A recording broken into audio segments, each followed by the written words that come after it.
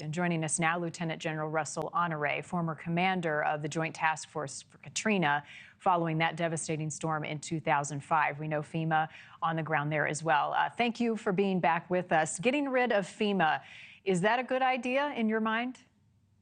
I think it might be a little hasty at this time. FEMA is currently engaged with citizens across the country who's lost their homes and property, and with about 100 disasters as we speak that they're still trying to resolve with survivors. And they're currently dealing with 10 major disasters. To immediately do that would be in haste. I think the president has backed off in the last few days and said he's going to study it, and it should be studied. There are some things that can be done. I don't think handing it off to the state is the proper course of action. FEMA might be bent, but it ain't broke. They have 7,000 people deployed across the country now trying to help disaster survivors. So making the organization more efficient then would be step number one in your mind. Where would you start? Well, I think we need to look at the guidance that come from the Congress. FEMA don't make rules up. When a survivor called FEMA for assistance, the congressional requirements are that if you have insurance, you must resolve with your insurance company before FEMA can help you. If you don't have insurance, FEMA can give you a grant for you to help restore your home, which is rooted in the Stafford Act. And right now it's around $50,000.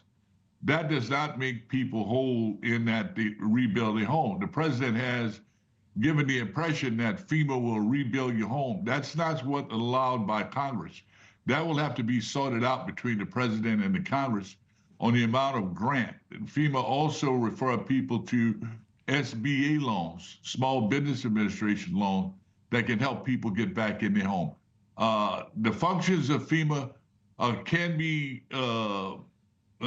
reviewed, but FEMA basically go by what's been given to them by 12 committees in Congress that direct what Homeland Security and what FEMA can spend money on.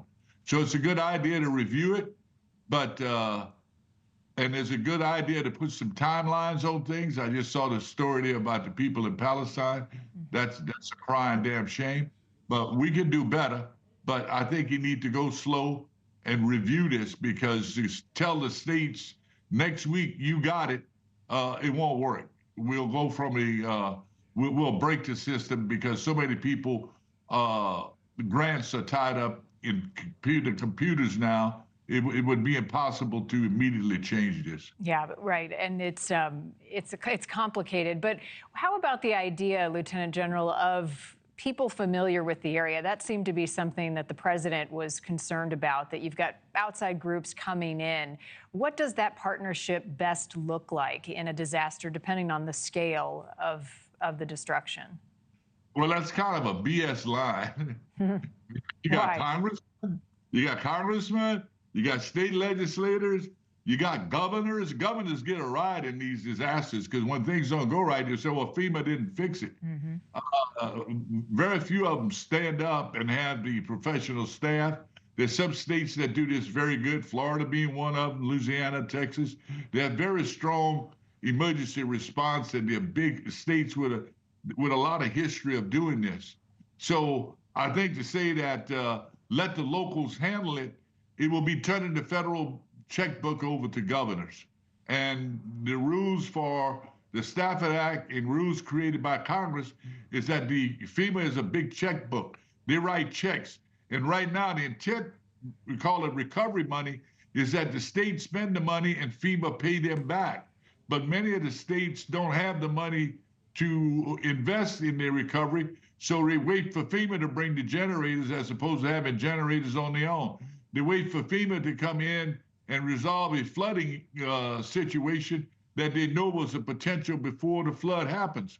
So it requires a big discussion and a big commission with people that have dealt with this, as well as some of the survivors to give a pure perspective of what could be done. But to say the locals know it better, We also got to give credit to the volunteers that come in. Thank you for watching. Go to newsnationnow.com to find NewsNation on your television provider. And don't forget to click the red subscribe button below to get more of NewsNation's fact-driven, unbiased coverage.